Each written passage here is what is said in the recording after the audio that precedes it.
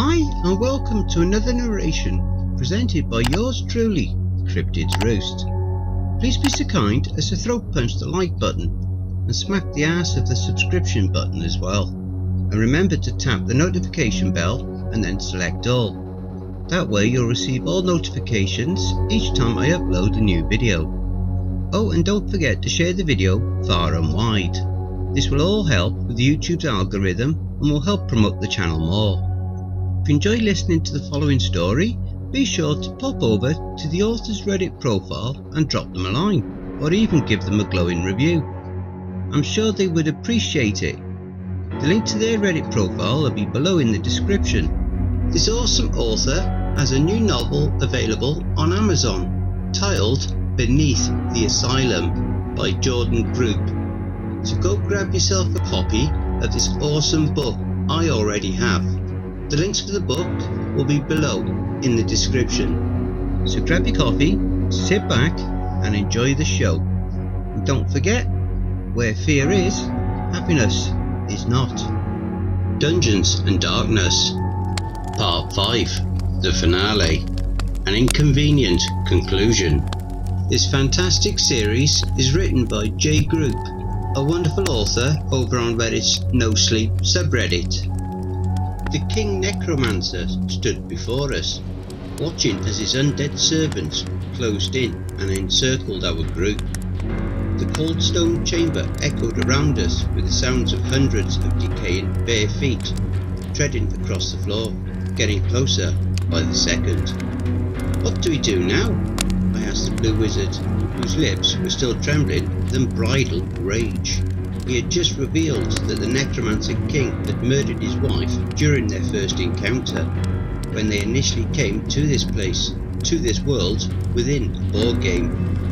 Now he was trapped here, trying to right the injustice that could never be corrected. Such was the curse of the Necromancer King. He was ensnared in a never-ending quest for revenge. We fight, or we die, maybe a bit of both. With that, he spun and released a gout of flame from his staff, furiously burning up everything around him. The undead ghouls had little remaining flesh hanging from their creaking bones, but what was left melted like candle wax, leaving screaming skeletons standing before us, until they collapsed under their own weight and fell to the floor in a shambles.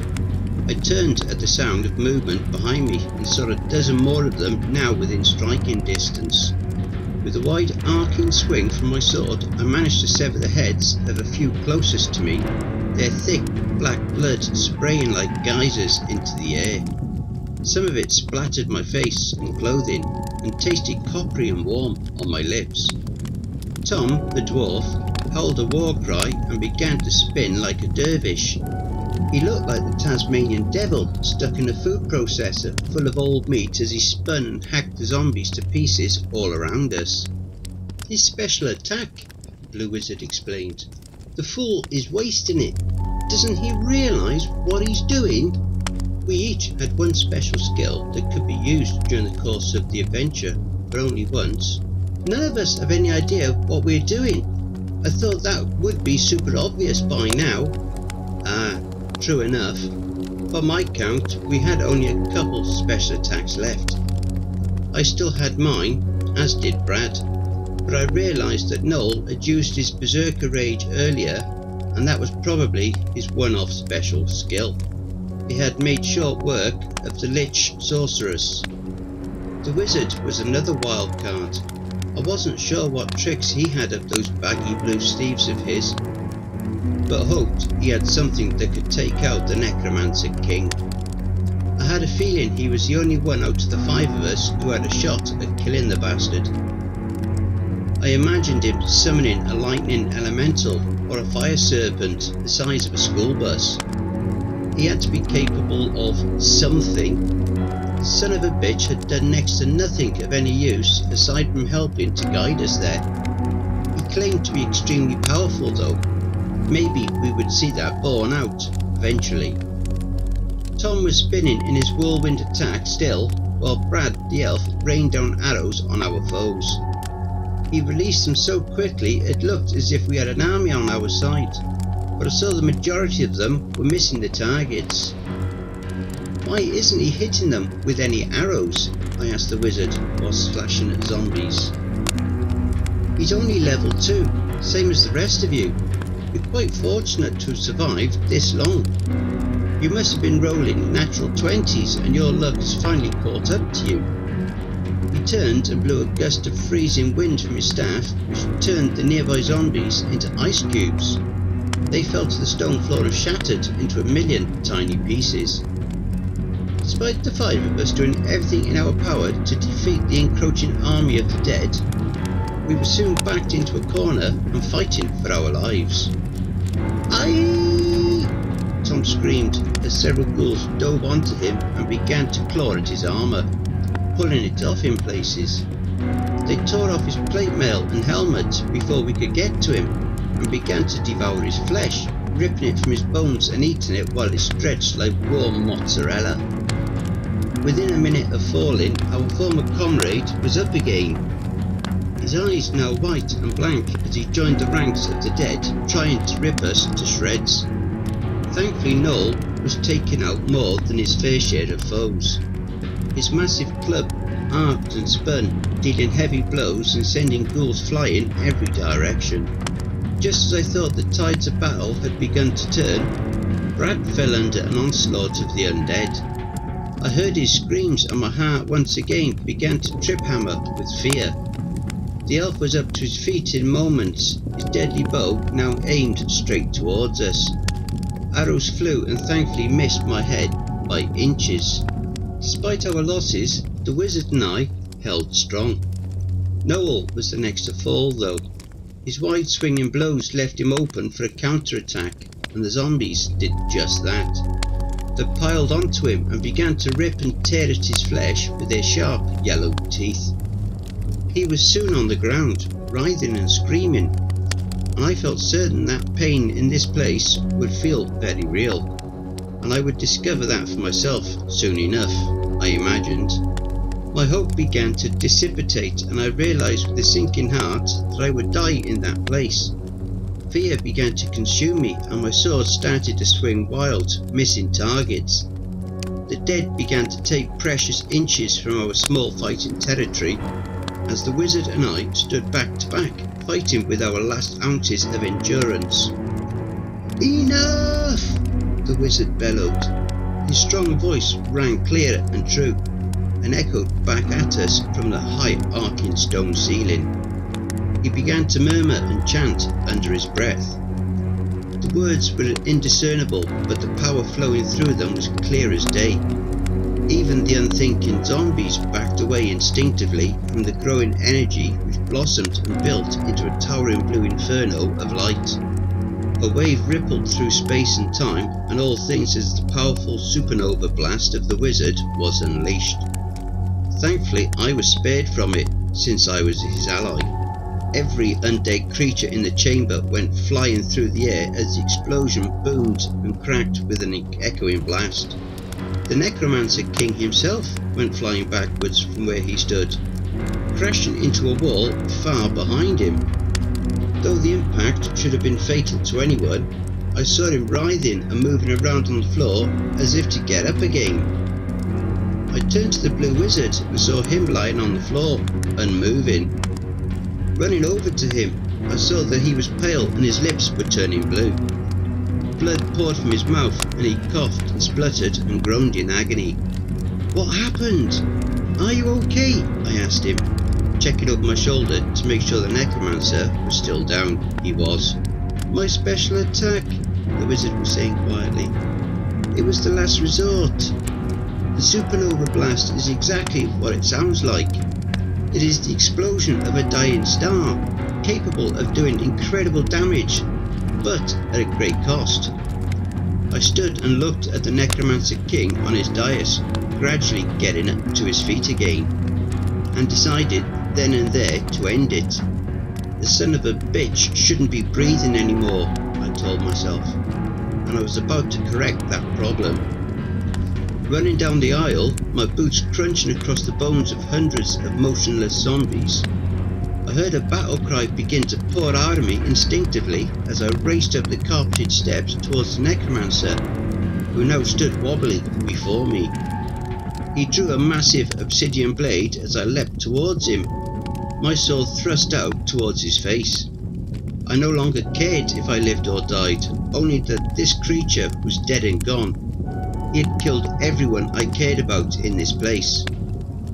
My sword pierced his faceless hood before he could even take a swing, and I felt nothing as it impaled him. His cloak puddled to the floor instantly, as if it had been worn by a shadow. The Necromancer King was dead, but I had no time to celebrate. Looking back over my shoulder, I quickly realised the blue wizard would be next to go. I ran over to him, and he looked up at me desperately. "You never used it! You never used it!" he was shouting at me, a grin playing at the corners of his lips. "Used what?" I asked, thoroughly confused. "Your special skill! You never used your special skill!" I looked down and saw my hands were glowing faintly blue again. "I forgot all about your special skill. I read all the character cards so carefully, but I forgot," he told me, his words barely audible now. "It escaped my mind until just now. The Paladin's special skill is called Mass Revive." He took a final breath and, with his eyes still open, expired. His pupils stared out into space, fixed and pinpointed. I realised I hadn't read my character card properly, instead only briefly skimming it. What a thing to miss! I didn't hesitate. The power was ready to be released and I only had to direct it, so I did.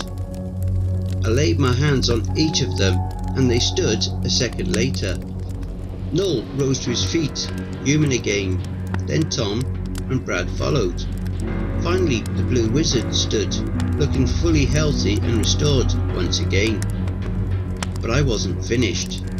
I searched the room with my mind for one more lost ally. Someone from a campaign long before ours.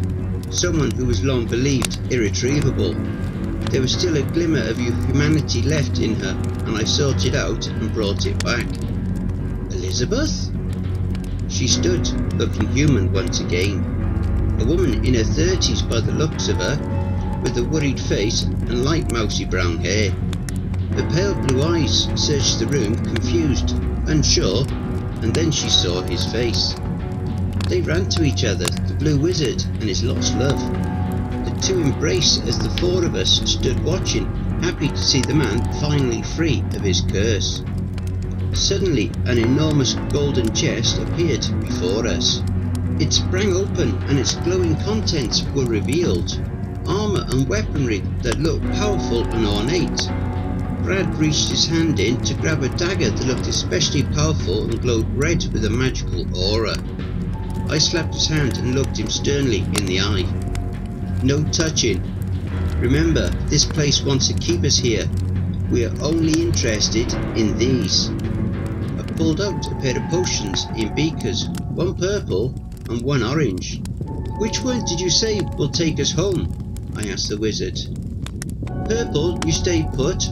Orange gets you out." I took the cork out from the orange vial and offered to be the guinea pig. The wizard held the bottle so it wouldn't fall to the floor and break if I suddenly disappeared. Bringing the potion to my lips, I prepared myself to be transported back to Earth, back to reality. "Hang on!" Brad shouted. "What? How do you know the orange one takes you home? You've never tried it." He was looking suspiciously at the blue wizard, who was standing there with his arm around his long-lost wife's shoulder. "Well, I suppose I just assumed. The first time I just tried one randomly and it kept me here, so I figured the other one would get me back home again. Problem?" Brad was eyeing both vials and held them up in the dim light. "You said this place wants to keep us here, right? So why would they offer us a way out? I bet they both keep you stuck here, and probably erase a bit of your memory every time as well. So what do you propose?" I say we wait. We all stared at him, confused. And what's that going to achieve? Remember what got us here in the first place? Drinking those damn Coca-Cola potions, right? So maybe this is the same as if you've just had a bit too much to drink, you've got to sleep it off and let the booze get out your system. The last thing you should do is chug some more poison though. Elizabeth spoke up and stunned us all by concurring. The Necromancer King kept feeding me potions once a day. I think those vile things are tricks designed to keep us here. I can't help but feel the same way. That orange potion is likely a trap. Everything in this place is toxic and evil. The red potions, I kept drinking them constantly to keep my health level up, said the wizard, his eyes widening. I never thought they were anything but healing potions. Maybe I was wrong. I suppose there's no harm in waiting here for a while, just to see what happens. The 6 of us agreed to remain in the Necromancer's chamber and wait for the potions that got us there to work their way out of our systems. It took a long time for anything to happen, but eventually the oddness began. The giant grey stones which made up the Necromancer's chamber began to vanish one by one, leaving only blackness behind. Piece by piece, bit by bit, the entire world began to evaporate around us, until finally we were left in a black void. Only I realised immediately that we were not alone. You think yourselves clever. I was too afraid to answer, too afraid to move. The thing, whatever it was huge, massive beyond my comprehension. It surrounded us and enveloped us in the darkness, and I began to shiver in this black and bitter place. I am the Dungeon Master. None have escaped me before now, and I will not give up so easily on you 6. I will continue to play my games with you. I will be in your dreams and in your nightmares, and you will feel pain in those places the same as you did here. None can win against me, and you are no exception. And with that, the light began to return to the world, and I saw we were in the bright fluorescence of the convenience store once again. Only now with a man and woman who I did not recognise standing there with us. Elizabeth, I presume? She shook my hand and I looked to the man standing beside her. I never did learn your real name, I said. Nor I yours. We shook hands and smiled, looking each other in the eyes. Blue Wizard? Paladin, he responded. Pleasure to make your acquaintance. What the hell is this coin doing superglued to the floor? And what's this? Are you having a party back there behind the damn cash register? Noel's boss was standing up from where he had been kneeling down on the floor, trying to pick up the coin that had been glued there as a prank. The memory of which felt long ago and ancient to me now. Luckily, people in our town are pretty honest, because nobody robbed the place in the late night hours that we were gone, although time seemed to work differently in the dungeon and stretched out much longer. We had still been gone long enough that there was a tidy little pile of bills and change on the counter where some kind soul had put up a sign saying "Honour System," which Noel hastily threw in the trash. The 5 of us ran out of there pretty quickly and went our separate ways, vowing to keep in touch with the Blue Wizard and Elizabeth. We left Noel behind to get yelled at by his boss. Lying in bed that night, with only a few hours remaining until morning, I had trouble falling asleep. I kept thinking about what the Dungeon Master had said in the darkness, how we could never escape him, or that place. Not really. I felt like he was right, and of course he was. It's been many years since that first night. Every time I drift off to sleep and wake up back in that dungeon once again, just like the bastard promised. Every night I have the same dream. I'm back down there in those winding, twisting tunnels. Only now I don't have my friends with me. There's no Blue Wizard to guide me. The horrors I have witnessed and the agony I have felt in the dungeons of my dreams I wish on no one.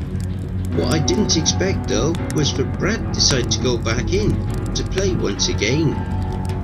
I think because he never did find his mother, the game stole her and lured him in with her, but never returned her to him. He disappeared last week, and even though I loathe the thought of going back there, I feel like we owe it to him, that we have to at least try to save him. If you don't hear from me again, don't come looking for me. That's exactly what he wants. More victims. The Dungeon Master always wins. Don't forget, if you enjoyed that story, be sure to pop over to the author's Reddit profile and drop them a line, or even give them a glowing review. I'm sure they really would appreciate it. The link to their Reddit profile will be below in the description. Don't forget to check out the merch store.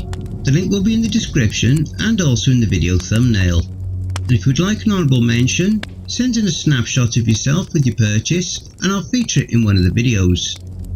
Have you written a creepypasta story you would like me to narrate?